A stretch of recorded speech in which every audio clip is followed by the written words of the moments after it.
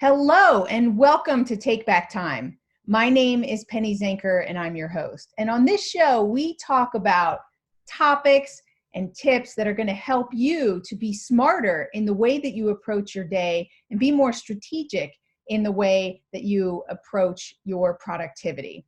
And today we are talking to Sam Bennett, and she's a writer, a speaker, an actor, teacher, and creativity and productivity specialist.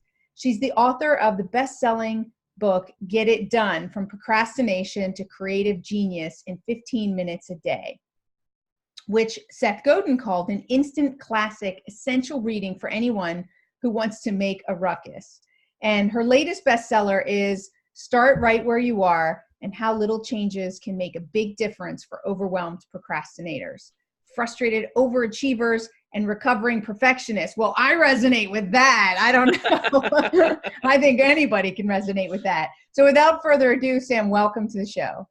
Thank you so much. Hi, everybody. So, what makes this an area of passion and interest to you? It was completely inadvertent. I mean, like the bio said, I started out as an actor. I was one of those kids who, did all the plays in school and went to theater camp and studied theater in college. And eventually I left college. I left Northwestern because I got a job offer at the Second City, and that seemed like more fun than it was. For sure. It absolutely was. And my whole adult life, I just had that actor's life of like a lot of different jobs and gigs and projects and shows and auditions and halftime this and part-time that. And along the way, though, I just got really interested in this question of how do creative people make decisions? Like when you could kind of do anything, what do you do? When you've got a million ideas, what do you do? When you could have a podcast, you could do speaking events, you could stand on a corner with a sandwich board, how do you know what to do? And it's not just artists that face this issue. Well, and I think it's how do you stay focused, not just, right? It's how do you know what to do, but how do you stay focused on any one thing? When you're creative, I know that I have all these ideas that come in all the time and they're so disruptive. Totally. And then you get to the middle of the idea where it's sort of boring and you don't want to do it anymore. Or you get right to the end where it looks like it might really happen and then you totally freak out and self-sabotage, So what do we do? Yes. So the key is a couple of things. One is to remember that there is no right way. There's no right way to be an entrepreneur. There's no right way to be a parent. There's no right way to be a friend. There's no right way to be a creative person. There's only your way. So stop looking for some authority from on high to say, here's your blueprint, do it this way. Because first of all, again, for most of the highly creative people I work with, if I gave them a blueprint, a roadmap, a 4-step plan, they would turn it over and start doodling on the back of it. Like, it's not going to work. Plus, you need something flexible that's going to go with your life because, we're all managing life. We've all got a lot of stuff going on. So it's not so much that I've got some amazing system and everybody should just do things my way. What I do have are some amazing systems by which you can figure out what your system is. You can figure out what your priorities are, what your desires are, what your natural creative rhythm is. Because when you are doing the thing you really want to do in the way that you want to do it, it's not that hard to be productive. I guess that's when we get into the flow, right? You're doing what you want to do in the way that you want to do it. Before we go there, what came up for me was, a lot of people, like I don't consider myself a creative, but when I work with some people who are creatives, I feel like, we're all good at justifying why we're procrastinating right? We have such great excuses and they might be true, but they're not getting us the results we want. But I have a feeling that like, people lean back on, well, I'm a creative. That's just the way it is. And we tolerate and accept this inability to focus or scattered or procrastination and then rushing to get it done at the last minute. What do we do about that? About the mindset that we use it as an excuse to stay where we are and stay stuck? Yeah. So two things. First of all, everyone's creative, right? Creative is different than artistic. Right. Everyone's creative. Not everyone is artistic. Looks different. Not everyone is musical, right? people, and everyone has an area of creative genius, which I always think of as it's an area in which you have a natural inclination, like you're interested in it. You read all the books, you see all the movies, you know, if there's that thing going on in your town, you're there, you know, whatever Right. it is, quilting or childcare or cooking, whatever it is, you're extra interested in it. And you have an extra natural ability to problem solve in that area, right? So it's those areas where you're like, well, I don't know, but it seems to me obvious that you would just da-da-da, you know? I have a client who does home and office organization for people, particularly, I love this niche, for men who would like to date women and not have their apartments frighten them. And as we're talking about her marketing and her building this business, she said, yeah, I don't know why, you know, she said, I've always been able to do it. Even as a young person, I could walk into any room and just be like, all right, that has to go over there. That has to go over there. What is that? Get that out. You know, like she just has that mind that can do that. Right. So you have that too. Everyone does. Absolutely. I was thinking more of like, you know, artists, like actors and painters and, you know, like I agree. I mean, we're all creative. And if we don't see that, then that's the first place to recognize that we are, for sure. And there's a certain percentage of people. Excuses come more easily, right? To people to say, well, I'm a creative, you know, that's not the way I think when I try to bring systems and structures. And that's the point that I was getting to, is how do those people get out of their own way with those justifications of, well, that's just the way I am. Sure. So my first question would always be, is this actually a problem? Are you really not getting things done? This whole like, oh, I don't get anything done to the last minute. Mm-hmm. Nobody gets anything done to the last minute. That's how we know when it's time to do something, because it's the last minute. Well, now, I don't know about that, but no, it's true. I mean, my sister, you know, does all her Christmas shopping in August. Now for her, August is the last minute, right? Okay, whatever you define to be the last minute. Right. So wherever the internal pressure kicks in, where you're like, oh crap, I got to get this done.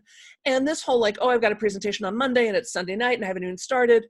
Well, let's break that apart a little bit, because chances are you have actually started. It's been spinning around in your mind. You knew you had the deadline, so it's been sort of cooking. And by the time you sit down to do it, especially again for a lot of highly creative people, they can write and edit at the same time. It's not that big you know, they sort of know what they want to do. It's not that big a deal to knock it out in a couple of minutes. So this thing of like, oh, I'm not doing it the way teacher said, you know, in the third grade, which was, well, you better start 6 weeks in advance, and you better do a lot of research, and you better have a lot of time to proofread. Like, that's, for a lot of us, that's not helpful. That's not, some people really like to work that way, that like piecing it out bit by bit. Other people, you know, that mad dash at the last minute, the pressure of the adrenaline, it's what gets things done. So if it's not getting in your way, I would question whether or not it's actually a problem. Right. And I just want to add something to that when you ask that question, and just for the people who are listening, it's also, is it a problem for other people? So, yeah, right. So it might not be a problem for you, but how is it affecting those around you? You know, if it's always last minute or whatever, is it creating a problem in general for anyone else as well? Right. And then you can start to leverage that. I mean, I do very well giving myself false deadlines. Yes, I do that too. I feel that that's the best way to get myself moving. Deadlines have beauty and magic in them. Absolutely. Right. So don't be afraid to put a date, you know, send out the invitations for the play reading, book the gallery, just make the commitment. So this is another way to get past your excuses. Make the commitment, make a public commitment that involves time and money. Invest in a course, hire a coach. Like I said, book the hall, whatever it is, you know, call 10 friends and say, all right, everybody, I want you over at my house for this Saturday afternoon because I'm going to read you these 3 poems come hell or high water. Right. And then, you know, a little social accountability, a little deadline, little investment, you'll probably do it. And you'll be terrified, because everyone is, because it's horrible. But then after it's done, you're going to feel amazing. Because you did it. And you did it when you said you were going to do it. That's right.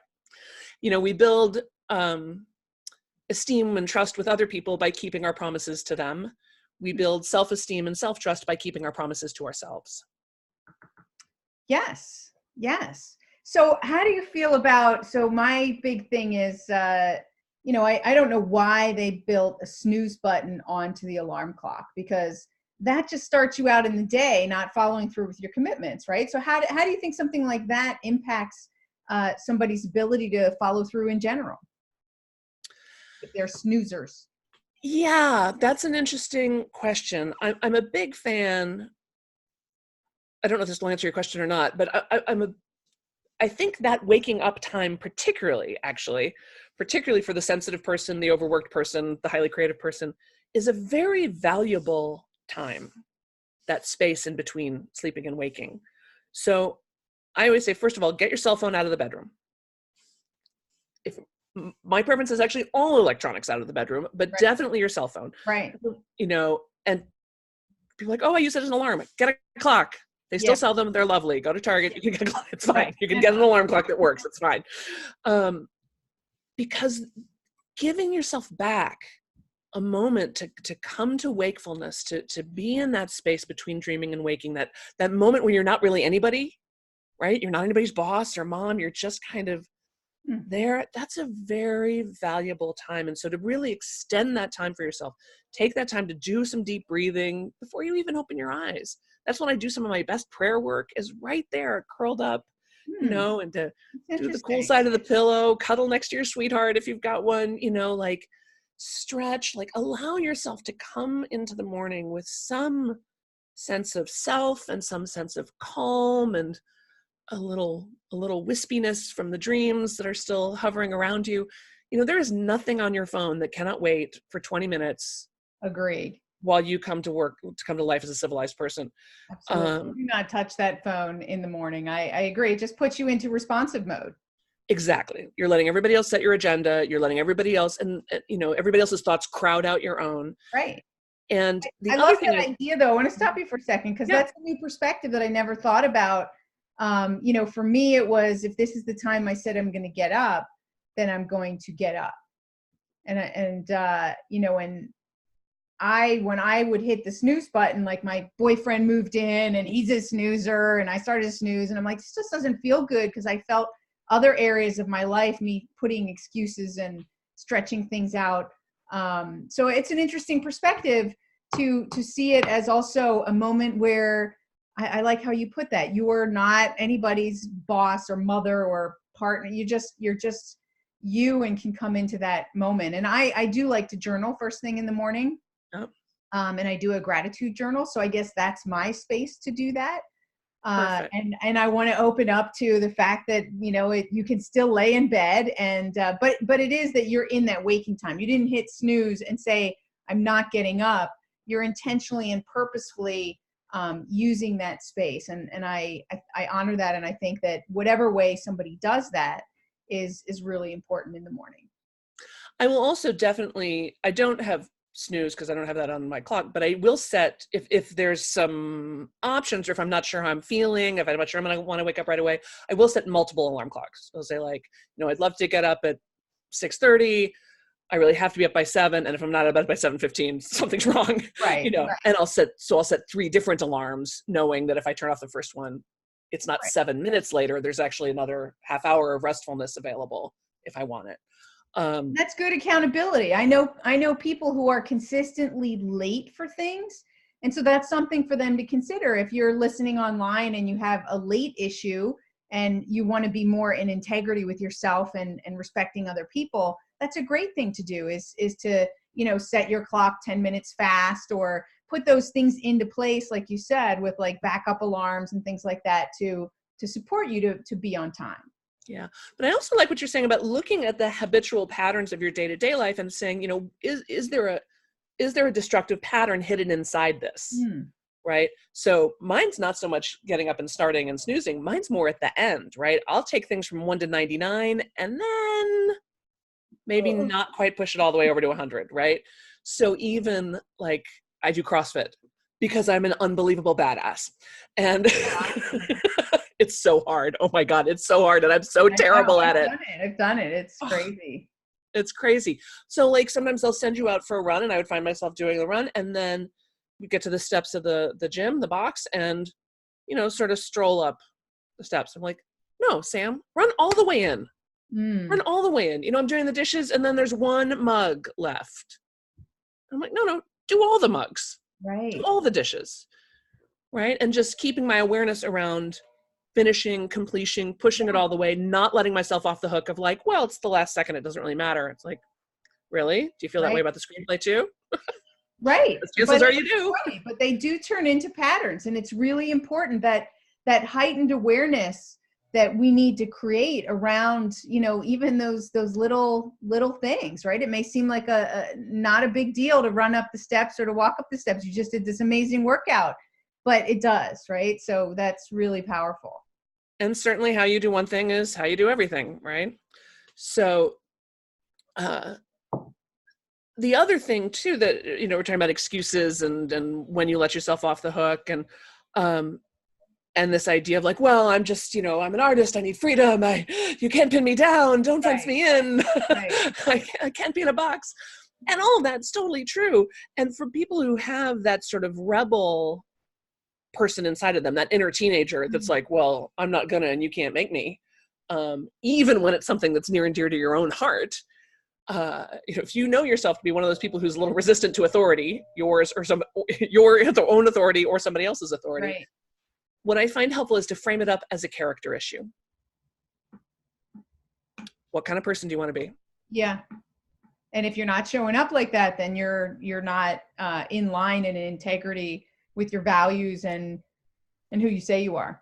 Right. And is all this cultivated chaos really bringing you freedom, or is it really just bringing you chaos?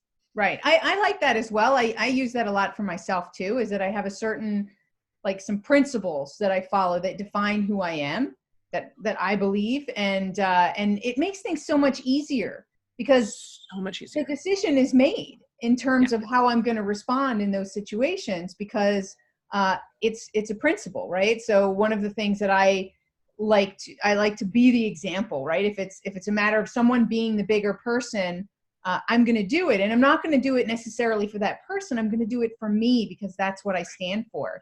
And if there's a choice between this thing or the right thing, I'm going to do the right thing because that's, part of how I define myself. And then I don't even think about it. It's hard, but it's easier to have that principle that supports it.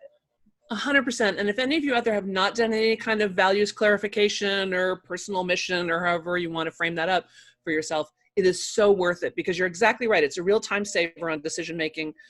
For the Organized Artist Company, our values are creativity, authenticity and transparency, kindness, good humor, and something I call the perfect word, which has to do with sort of extreme literacy and being very deliberate in our language. Uh-huh.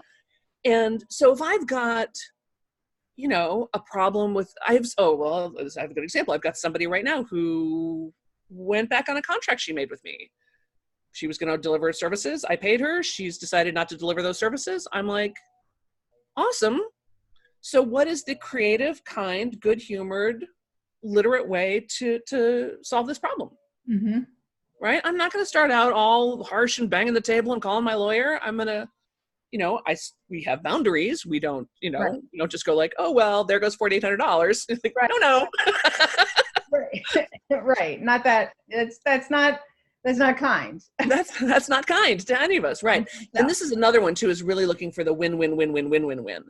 Like what solution really benefits everyone, benefits me, benefits you, benefits the parking guy, like all of us. Right. Yeah. Absolutely. So we've got some good tips there to help people who might get stuck in their excuses. What are some of the, you talk about the 15-minute solution. So let's go into that. What are some concrete tips that people can do to accelerate their creativity and get away from that procrastination? Yeah. Because you notice we get everything done for everybody else all day long, right? And the thing that matters most to you, the thing that would make the biggest difference in your life and your business and your career, somehow just falls off the list, right? So here's my solution. I'm on a global mission to make everybody do this. Okay, tell me. So y'all can take the pledge, 15 minutes a day, every single day, before you check your email,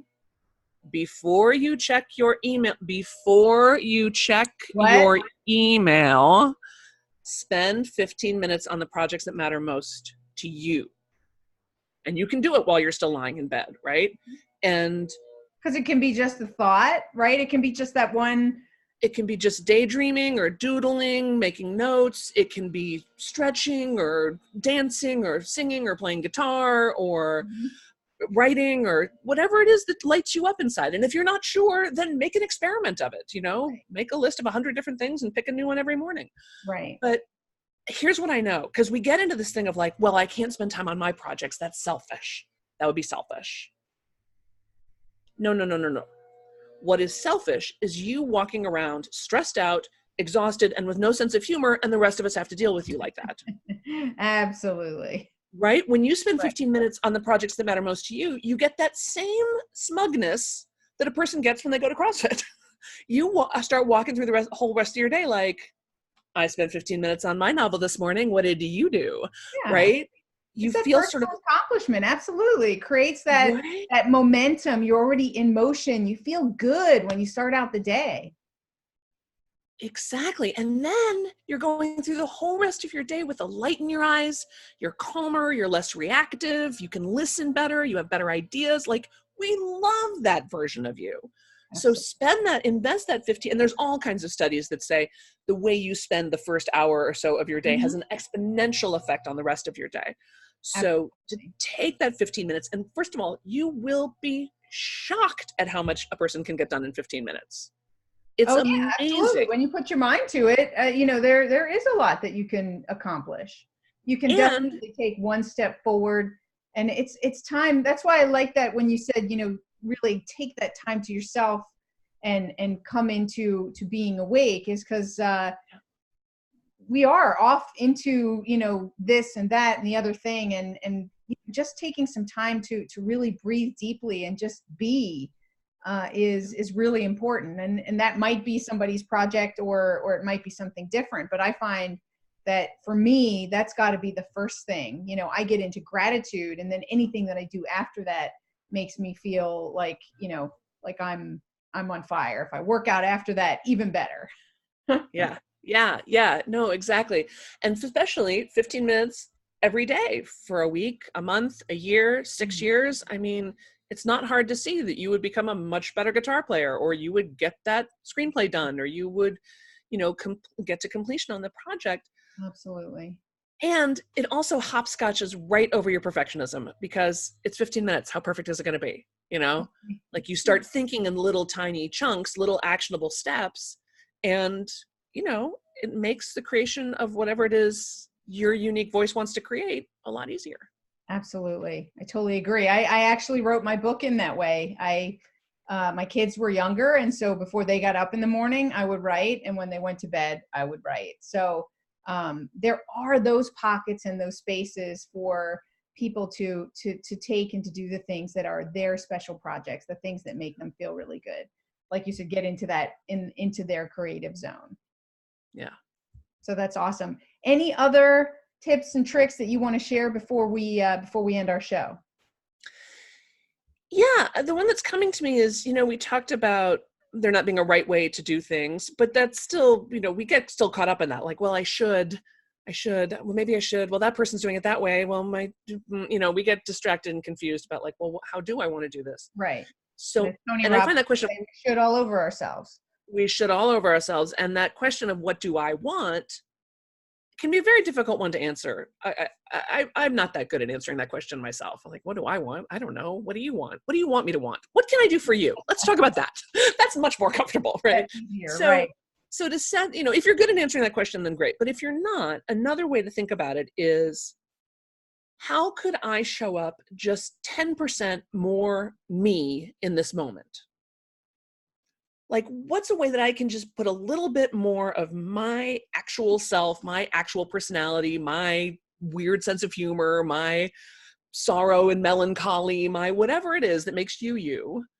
How could you inject just 10% more of that into this moment right now, into how you get dressed, into what project you pick, into how you execute the project? And you don't have to be 1,000% more yourself. Like, that might be. Well, it's interesting. At first, I'm like, well, how do you do that? Yeah. I think it's a really interesting question to ponder, right? Then for me, what comes up is I could be just a little bit more goofy maybe in some of the things that I do, and and bring out that part of me or whatever. So I think that's an interesting concept for people to think about and see what would that be? What would come up in the moment that would give you 10% more you? That's cool. I was thinking about this in the grocery store a couple of weeks ago, and I thought, how can I show up just 10% more fully right now? And I thought, well, I could make eye contact with somebody. Mm-hmm. So I did. And I ended up in this conversation with the cashier and the woman in front of me in line and me, and we ended up talking about roasting beets. And we had just like this great little chat in the grocery store that was like, oh, look, human contact. Oh, look, not a moment on my phone. Oh, look, not, and there's not a big aha to that story, except our whole lives are made up of those little moments, right? Made up of those little connections. And when you are feeling disconnected and disengaged from yourself and from your life, which a lot of people are. Well, it's it's a fallacy, the whole social media and everything. We're more shallowly connected, but we're not really connected. So we're more distracted and disconnected than ever. So yeah. I think we really have a choice there, because it's certainly possible to let social media allow for deeper connection, but then you have to do that.